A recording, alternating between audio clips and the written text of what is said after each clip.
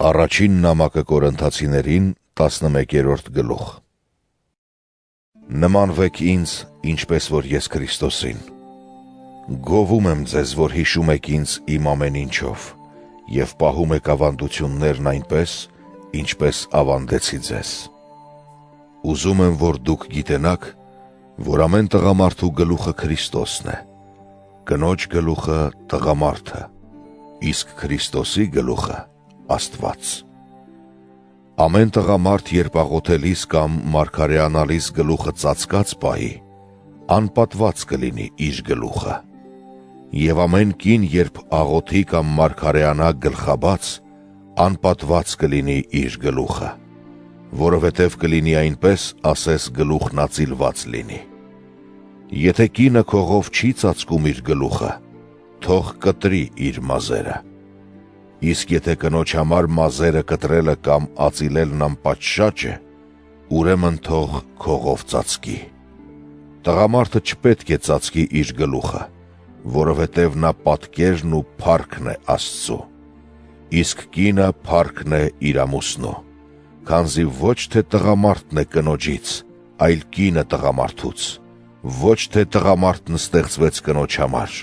այլ կինը տղամարդու համար։ Դրա համար աղոթելիս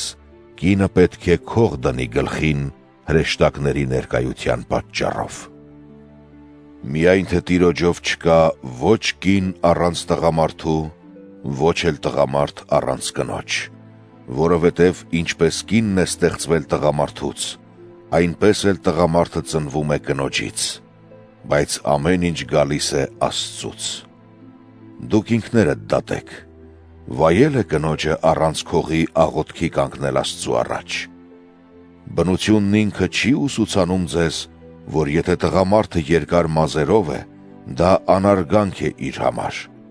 իսկ եթե կինն է երկար մազերով, դա պատիվ է իր համար, որովհետև վարսերը նրան որպես ծածկոց են տրված, իսկ եթե որևէ մեկը հակված է առարկություններ անելու, ապա թող իմանա, որ մենք նման սովորություն չունենք, ոչ էլ Աստծու եկեղեցիները։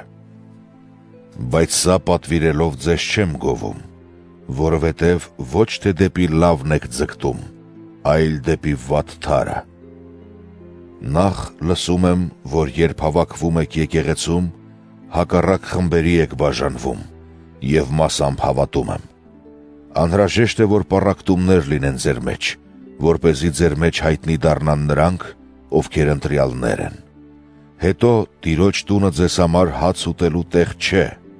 որովհետև երբ դուք միասին հավաքվում եք, յուրաքանչյուր ոք առաջ է ընկնում իր ընթրիքն ուտելու, մեկը քաղցած է մնում, իսկ մյուսը հարբած է լինում։ Միթե ուտել խմելու համար տուն չունեք, թե Աստծու եկեղեցին եք արհամարում և չքավորներին ամոթով թողնում։ Ինչ ասեմ, գովեմ ձեզ։ Ոչ, այս կետում ձեզ չեմ գովում։ Ես Տիրոջից ստացա այն, ինչ ձեզ ավանդեցի, թե Տեր Հիսուսն այն գիշեր, երբ մատնվեց, հաց վերցրեց, գոհություն հայտնեց, կտրեց այն և ասաց. Այս է իմ մարմինը, որ ձեզ համար է, արեք այս իմ հիշատակի համար։ Նույն ձևով էլ ընթրիքից հետո վերցրեց բաժակը և ասաց. Այս բաժակը նոր ուխտն է իմ արյունով, արեք այս իմ հիշատակի համար, քանի անգամ էլ խմեք։ Ամեն անգամ, երբ այս հացն ուտում եք և այս բաժակը խմում, Տիրոջ մահն եք պատմում, մինչև որ նա գա։ Ուստի ով ուտի այս հացը կամ խմի Տիրոջ այս բաժակը անարժանորեն, հանցապարտ կլինի Տիրոջ մարմնին ու արյանը։ Ամեն մարդ նախ ինքն իրեն թող քննի և ապա միայն ուտի այդ հացից ու խմի այդ բաժակից, որովհետև ով ուտում է և խմում է անարժանորեն, ինքն իր դատապարտությունն է ուտում և խմում, քանի որ չի զանազանում Տիրոջ մարմինը։ Այդ իսկ պատճառով ձեր մեջ բազմաթիվ հիվանդներ ու ցավագարներ կան, և շատ են նաև նրանք, ովքեր մեռան։ Բայց եթե ինքներս մեզ քննեինք, ապա չէինք պատժվի։ Իսկ եթե պատժվում ենք Տիրոջ կողմից, ապա խրատվում ենք, որ աշխարհի հետ չդատապարտվենք։ Ուրեմն, եղբայրներ, երբ մեկտեղ հավաքվեք ընթրիքի համար, սպասեք միմյանց։ Իսկ եթե մեկը քաղցած է, թող իր տանն ուտի, որպեսզի հավաքված չլինեք ձեր դատապարտության համար։ Իսկ մյուս հարցերը, երբ գամ, այն ժամանակ կկարգադրեմ։